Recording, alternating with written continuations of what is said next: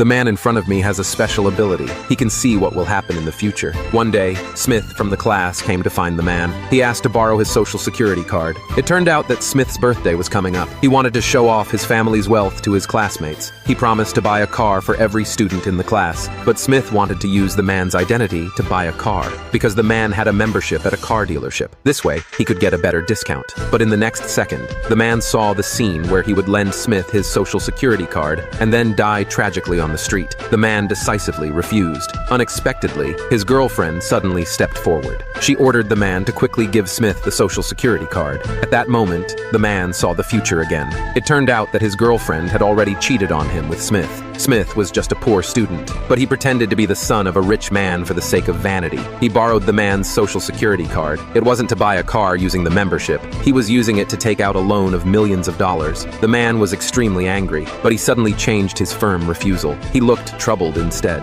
He said he didn't want to refuse. It's just that he couldn't remember the card number. He needed to go back and get the social security card. His girlfriend immediately urged him to hurry. Little did she know, the man said this on purpose. Just now, he had come up with a perfect revenge plan. It turned out that the man was the real son of a rich family, but he was very low-key. This was the first time the man had used his family's power. He asked his father's butler to help check someone's information. In the future, the man saw Smith not only deceived him, but also caused his parents to lose trust in him. This led to the man being unable to repay his debts. In the end, he was chased and killed by a mafia boss. The man asked the butler to help find information on the mafia boss. Soon after, the man returned to school. He lied, saying that he couldn't find his social security card, but he brought his uncle's social security number. His uncle also had a membership at the car dealership, but Smith was a bit scared because his uncle's photo looked tough. But the classmates next to him urged Smith to agree. Smith, who cared about his image, could only reluctantly agree. That evening, Smith used his uncle's social security number to borrow a huge sum of money from an illegal gang. The next day, the man saw photos of luxury cars on social media. He knew that Smith had fallen into his trap. Next came the second step of revenge.